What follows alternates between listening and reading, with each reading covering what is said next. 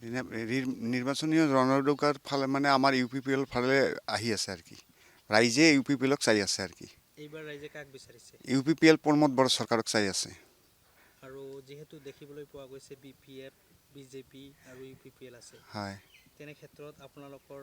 ৰাইজৰ মতামত কি কাক ভোট দিব ৰাইজে তো এইবাৰ প্ৰমোদ বড়োকে চাই আছে যেহেতু মানে ইমান শান্তিত আহিছে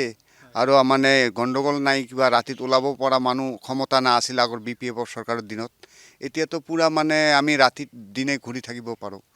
17 বছৰ কাল BPF ৰাজত্ব কৰিছে হয় সেই ক্ষেত্ৰত UPPLও ৰাজত্ব কৰিছে হয় অলপ কেইবা বছৰ হয় তেনে ক্ষেত্ৰত কি উন্নয়ন কৰিছে UPPL মানে আমাৰ এই লকডাউন হ'ল চৰকাৰ হোৱাৰ পিছত তাৰপিছত মানে যিটো উন্নতি কৰিছে বহুত কৰিছে তাৰমানে আমাক যে মাটিৰ পট্টা দিছে মছজিদত বা ঈদগাত তাৰপিছত মাদ্ৰাসাত এইবিলাক আমাৰ কাৰণে অশেষ ধন্যবাদ আগৰ দিনত দিয়া নাছিল আগৰ চৰকাৰে মুছলিমৰ কথা শুনাই নাছিল আৰু মানে কিবা ভোটাৰৰ কথা কিবা কিবি চলি আছিল কিন্তু আমাৰ এই প্ৰমোদ বড়ো চৰকাৰ অহাৰ পিছত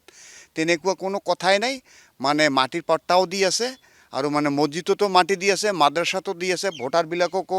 মানে যি মানে সুস্থভাৱে মানে আমি যে ঘূৰি ফুৰি কাম কৰি খাব পাৰোঁ এইটোৱে যথেষ্ট আৰ কি যেহেতু আমি দেখিবলৈ পাইছোঁ শাসকীয় BJP দলে এইবাৰ এন্ট্ৰি মাৰিছে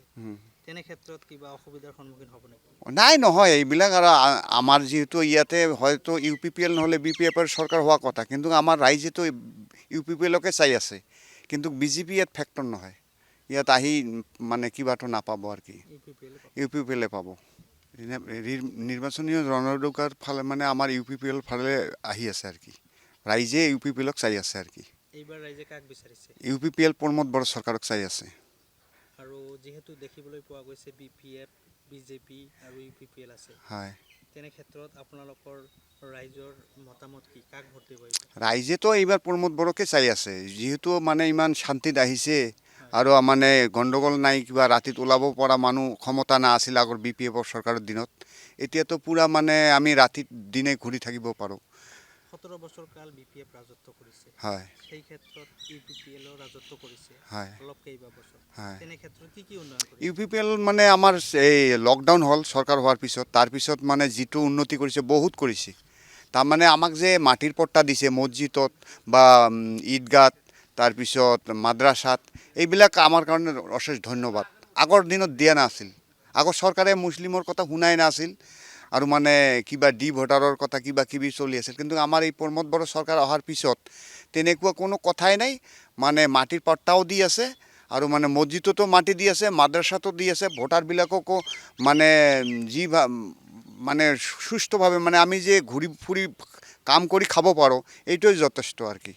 যেহেতু আমি দেখিবলৈ পাইছোঁ শাসকীয় BJP দলে এইবাৰ এন্ট্ৰি মাৰিছে তেনে ক্ষেত্ৰত কিবা অসুবিধাৰ সন্মুখীন হ'ব নেকি নাই নহয় এইবিলাক আৰু